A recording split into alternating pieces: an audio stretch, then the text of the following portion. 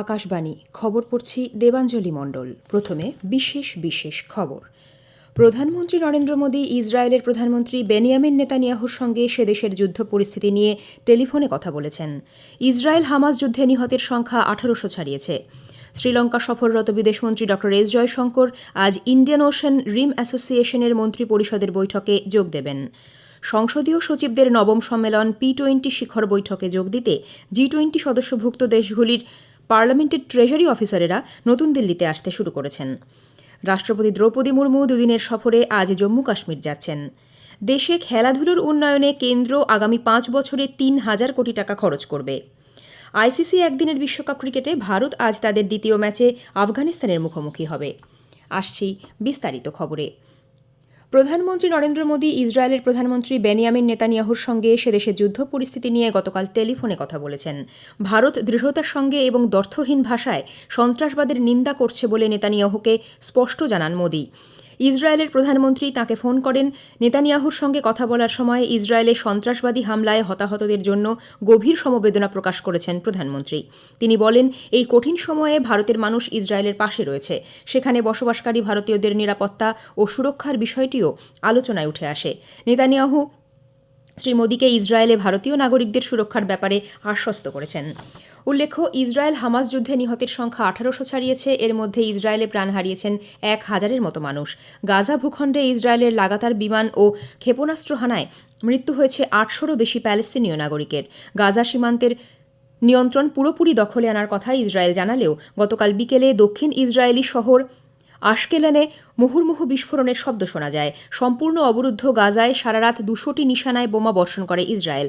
গত 20 বছরের মধ্যে এত বেশি বোমা বর্ষণ দেখেনি গাজাবাসী। যুদ্ধ শেষ না হওয়া পর্যন্ত ইসরায়েল থেকে নিয়ে আসা পণবন্দীদের ব্যাপারে কোনোরকম আলোচনা করা হবে না বলে হামাস জানিয়ে দিয়েছে। গত শনিবার থেকে ইসরায়েলের দিকে 4500-এর বেশি রকেট ছুঁড়েছে হামাস। বিদ্যুৎ, জ্বালানি, জল, খাবার, ওষুধ সরবরাহ বন্ধ। গুঁড়িয়ে গেছে অসংখ্য ঘরবাড়ি। এদিকে দক্ষিণ লেবানন থেকে ইসরায়েলের দিকে ফের রকেট আক্রমণ হয়েছে বলে খবর। অন্যদিকে হামাসের সঙ্গে যুদ্ধে যোগ দেবার জন্য বিদেশে থাকা সেনাকর্মীদের ইসরায়েলি বায়ুসেনা ফিরিয়ে এনেছে।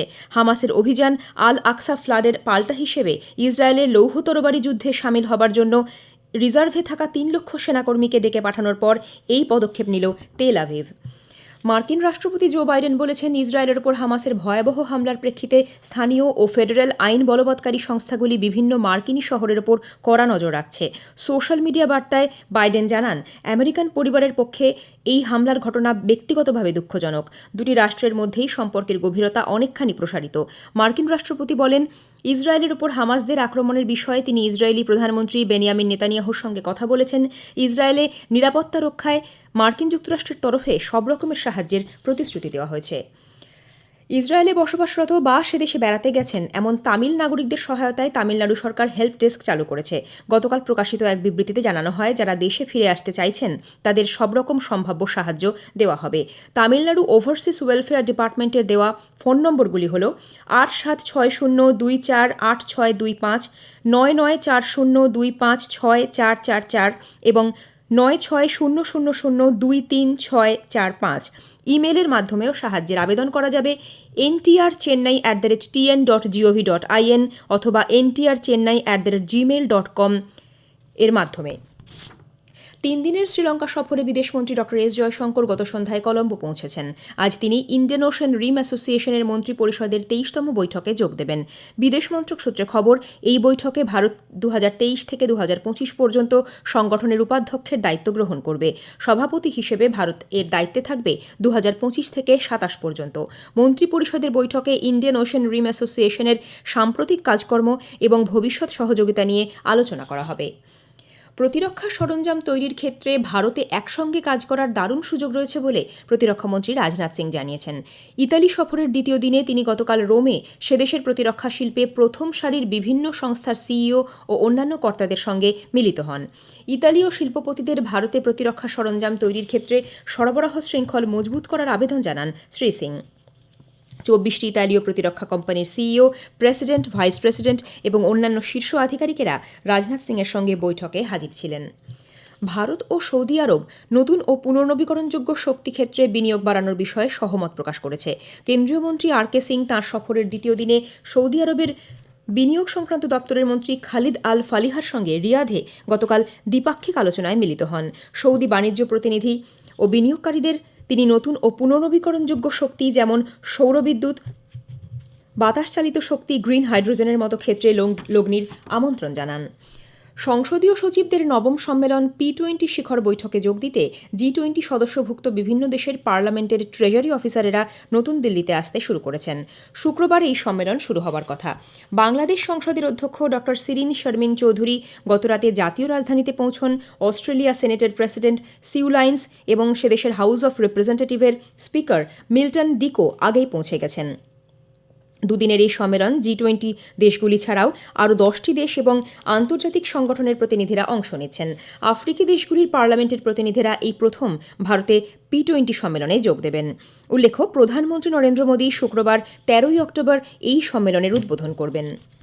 এই খবর আপনারা শুনছেন আকাশবাণী থেকে। রাষ্ট্রপতি দ্রৌপদী মুর্মু দুদিনের সফরে আজ জম্মু কাশ্মীর যাচ্ছেন। সফরের শুরুতেই তিনি শ্রীনগরে কাশ্মীর বিশ্ববিদ্যালয়ের 20তম সমাবর্তন অনুষ্ঠানে যোগ দেবেন। স্থানীয় আদিবাসী গোষ্ঠী এবং মহিলা পরিচালিত স্বনির্ভর সংস্থাগুলির সদস্যদের সঙ্গেও তিনি রাজভবনে মতবিনিময় করবেন। তাঁর সম্মানে রাজভবনে এক নাগরিক সম্বর্ধনার আয়োজন করা হয়েছে।